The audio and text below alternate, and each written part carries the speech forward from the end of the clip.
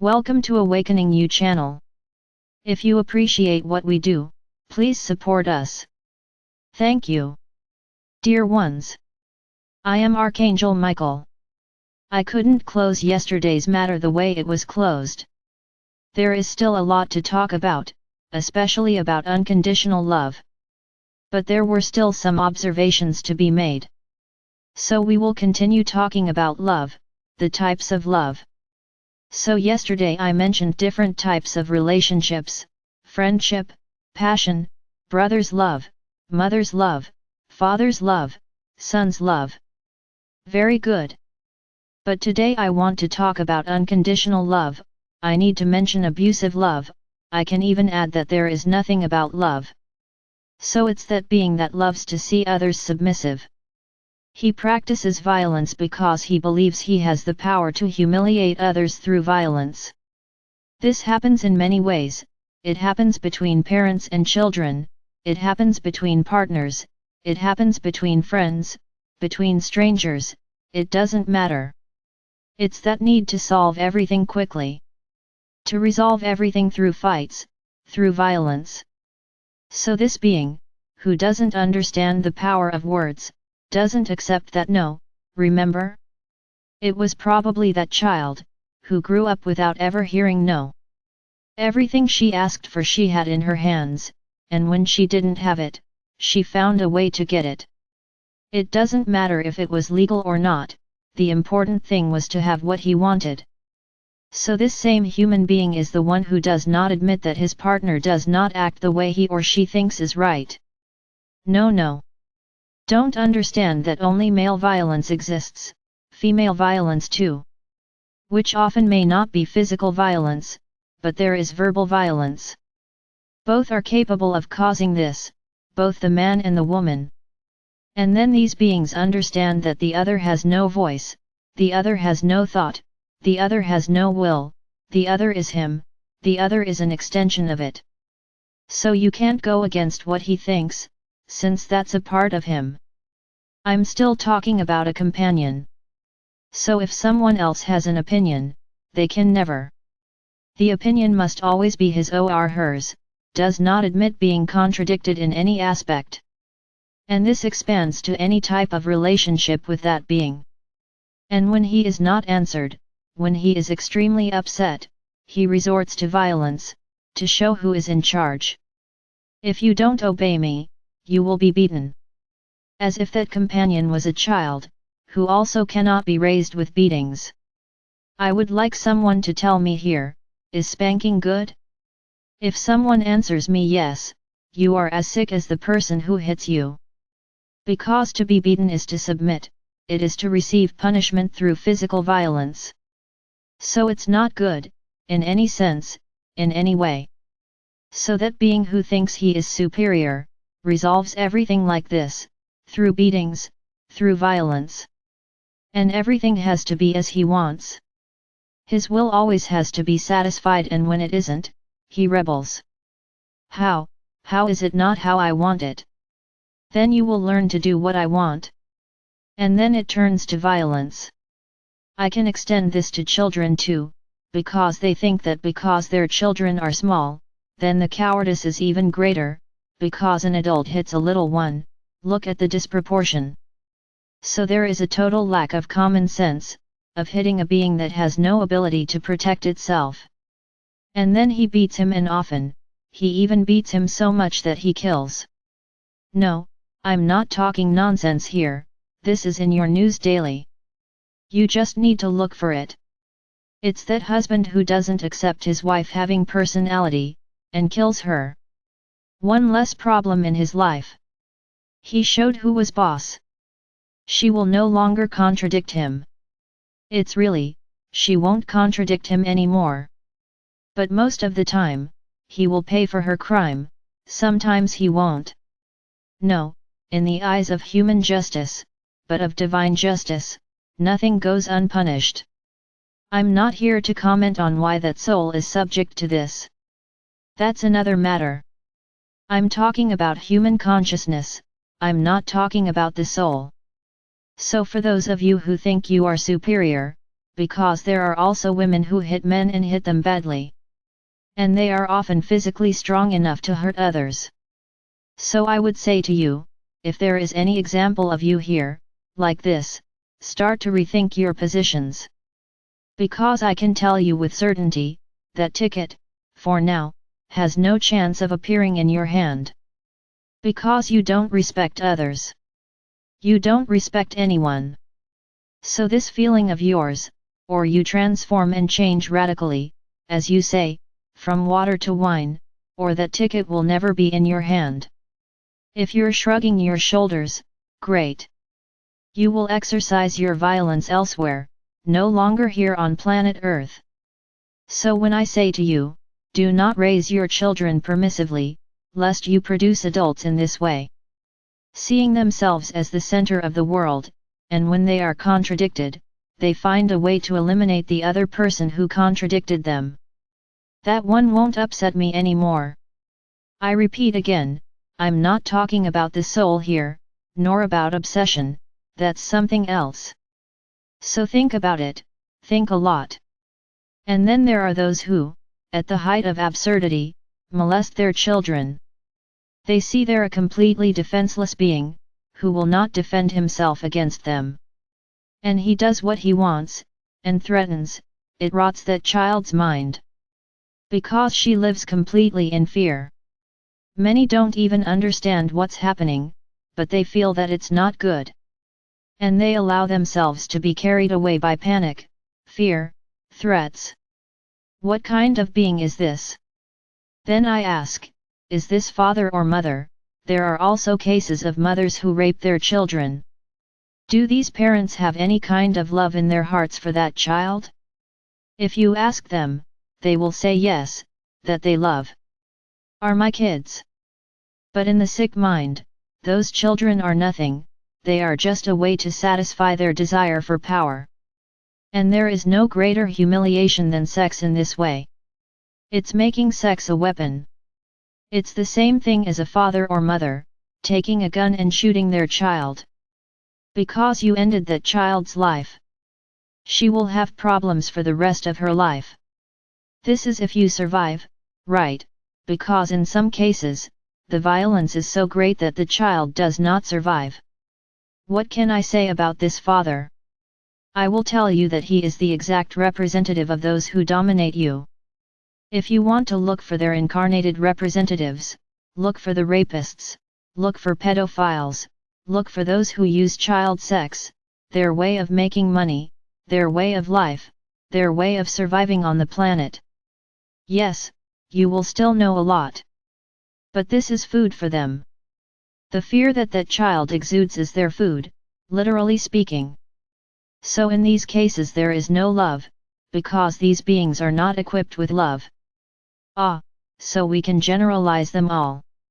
Yes, they can, because when someone rapes, there is no such thing as, I was caught for something, I don't know what I did. This doesn't exist. If he was obsessed, he already emanated that. He just had a helping hand to see it through to the end. Because this is not love, this is humiliation, it is disrespect, it is invasion of the other. It is to make that child, or even an adult, whose sex is not consensual. An adult who is raped, life for that adult, or that child, becomes very complicated because of these beings who disguise themselves as humans. But that's not the focus here. So when I tell you, don't get excited about relationships, just because they are a beautiful human, they are perfect. You have this terrible concept of evaluation. It looks nice, so he is perfect. This is where many of you are mistaken, because sometimes, the one who really has a lot of beauty, according to your concepts, because to the above, you are all equal, there is no such thing as beautiful or ugly, you often despise the ugliest, but who would be an excellent husband or an excellent wife to join that beautiful person, who deep down will only bring you problems and disappointment. So learn to know who you have by your side. Don't get excited at first. Don't want to live your life as if the world were going to end tomorrow. The world will not end, you will still have a long time to live. But you don't want to live quickly, without having the opportunity to get to know each other. Because many times, you put these types of people in your house, who are not human, he is dressed as a human. And then you regret it. But that being does not allow separation, he will do everything to kill you. Because he doesn't admit that you have made such a radical decision to separate from him. As I'm the one in charge. So you can't do anything. And it will haunt you your entire life, until it achieves its goal, which is to kill you. But you didn't see that when you met him. Because you were enchanted by his eyes, his face, his athletic physique, he was a perfect man. Perfect for who? Perfect where? In your eyes? This beauty leads to nothing. And now, you discover who that beautiful being actually was. How can you? It's the ugly ones that are bad, not the beautiful ones. That's how you think.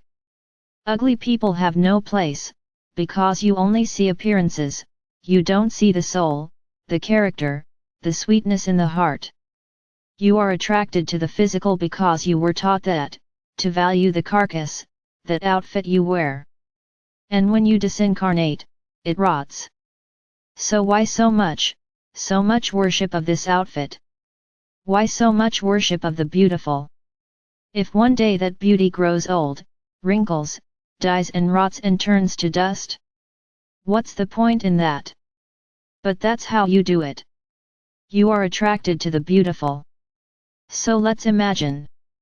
Please, I'm not here saying that all beautiful people are evil.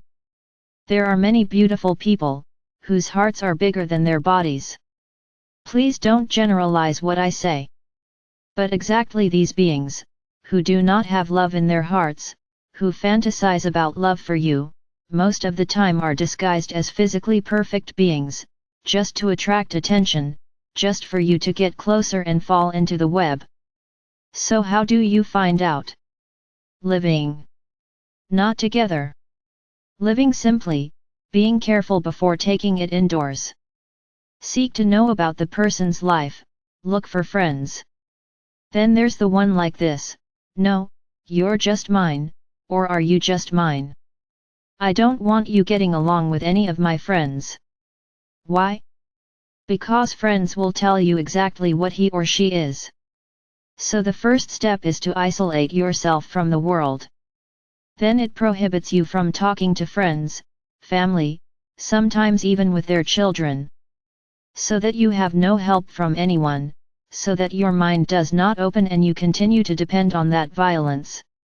My brothers, that's what I said here yesterday, the easiest relationship to succeed is the one between friends, long-time friends. Because you know that one in depth. No one will be fooled. You know exactly what you are putting in your pocket. Not in the pocket to decrease, no, it's in your pocket to carry for life. The two know each other.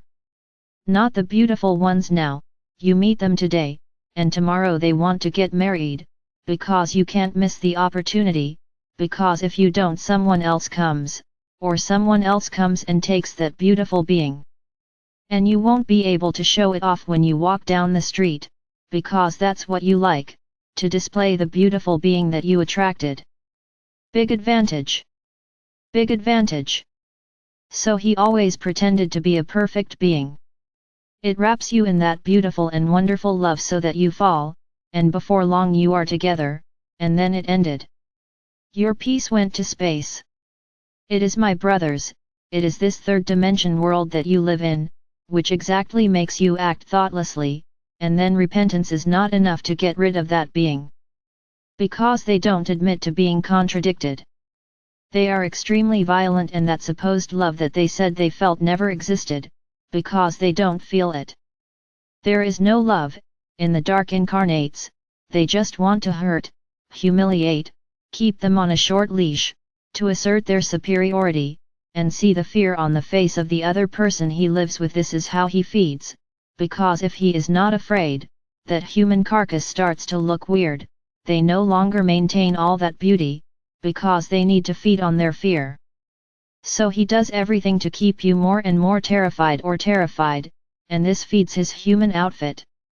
It's my brothers, many looking to the side and trying to understand whether or not their companion is a being of non-light. And I will tell many of you, that you will discover just that everything I said here will fit together. So, what to do? Running away is no use, he will come after you. There's no point running. You have to fight, and fight with what? With light weapons. That's it. The war is to envelop them, he or they, in light at all times. And I guarantee you that, in a short time, they will leave your lives, because the grace for them has lost. They are no longer fighting with a silly being that they threatened and diminished, and kept silent. They are now seeing a street light, and that is not good for them. And then they will leave you aside. Go away. And so know how to free yourself, my brothers. The energies are there. Dress in light at all times. Don't let yourself be subjected. Surround them in light, in white light, yellow light, violet light, green light, whatever light you want, but let it be light. Ask the universe to take this being away from you. There are many here thinking, but there are the dark ones who are of the light. Yes, I agree. Now, dark ones who are of the light do not act this way, they act like enlightened human beings. You don't need to be afraid of others to survive. Why not? Because they transmuted that evil into love. So it's like he effectively became a human. So these you can trust. It's not because his soul is reptilian or draconian that you have to crucify everyone. No. Those who are enlightened act as such. They do not humiliate anyone, they do not rape anyone, they don't hit anyone, they are beings of light, effectively. They become of the light, and do not need fear to feed. So don't judge everyone, by some.